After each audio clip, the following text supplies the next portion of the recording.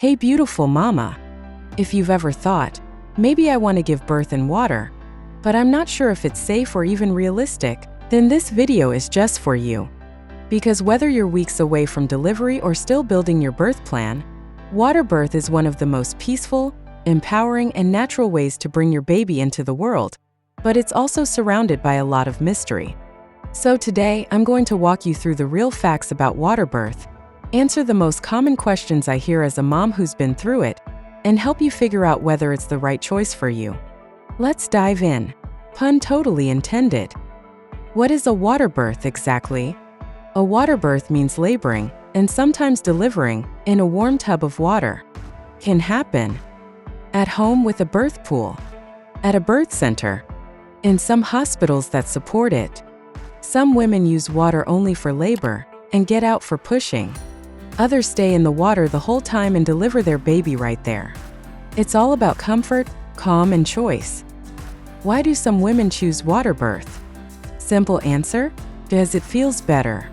Warm water helps relax your muscles, soften tissues, reduce the feeling of gravity, support your weight, lessen pain naturally, encourage rhythmic breathing. It becomes your little birth cocoon, soothing, calming, private. Many women say the water was their natural epidural. It can reduce the need for interventions, help you cope without meds, and even shorten labor time. And for baby, the transition from womb to world is gentler, warm, fluid, dim, and quiet. Is it safe? Great question. This one comes up all the time. According to studies from organizations like the Cochrane Review, water birth is safe for low-risk pregnancies when it's attended by a trained midwife or care provider. The water is clean and properly monitored. Baby is healthy and full-term. Some hospitals and OBs still hesitate to allow it, but midwives and many birth centers fully support it. Always check with your provider early in pregnancy if water birth is something you're considering. What about the baby? Can they breathe underwater? This one makes everyone nervous at first, but don't worry. Your baby has been floating in fluid for 9 months, doesn't take their first breath until exposed to air, still receives oxygen through the umbilical cord after birth. They have a built-in reflex, called the diving reflex, that prevents them from inhaling water at birth.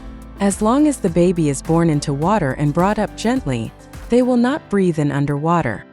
The key: baby should be brought to the surface immediately and not resubmerged.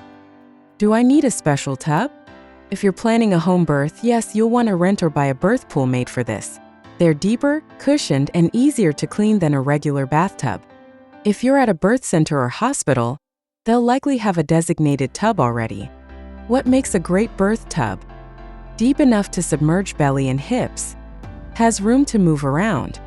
Keeps water at a steady, warm temperature, approximately 98 to 100 degrees Fahrenheit or 36.5 to 37.5 degrees Celsius. Easy to get in and out of. When is water birth not recommended? Water birth might not be an option if you have a high-risk pregnancy, are having twins or multiples, baby is breech or preterm, have active infections, require constant electronic monitoring, have meconium in the water. In some hospitals, this rules it out. It's always about safety first. Trust your provider and make space for flexibility in your birth plan. When can I get in the water? Timing matters. Too early, like in early labor, and the warm water might slow contractions. Too late, and it might be hard to relax enough to benefit. The sweet spot? Active labor, usually around 4 to 6 centimeters, and regular, strong contractions. Many women feel instant relief getting in the water at this point. You can labor in and out of the water. Some moms walk, bounce, shower, then hop in the tub for transition and birth. What happens to the water after birth? Let's get real for a sec. Birth is raw and beautiful, but also a bit messy. There will be some blood, maybe poop, vernix, and more in the water. But here's the thing. In the moment, you probably won't even care. Your birth team is trained to handle it. They'll keep the water clean, monitor temperature, and drain everything afterward. If you're at home, many midwives will handle the cleanup, including water, tub, and any towels used. How do I keep it sanitary? If you're renting a tub, make sure it comes with a disposable liner and a high-quality pump/filter system.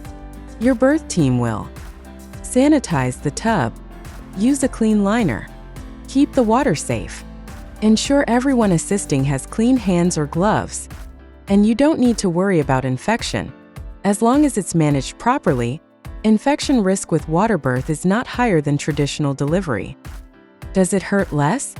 Pain in labor is different for everyone, but most mamas report that water soothes the intensity, helps them breathe and focus, makes contractions feel more manageable. It doesn't erase the pain, but it gives you tools to cope naturally. And if you're aiming for an unmedicated birth, water is honestly one of the best support tools you can use. Can I still have a water birth with an epidural? Short answer: no. Epidurals require you to stay in bed and be monitored closely. But water is often used as a natural alternative to an epidural. If you're hoping to avoid or delay pain meds, laboring in water might be your best friend. What if I change my mind? You are always allowed to change your mind.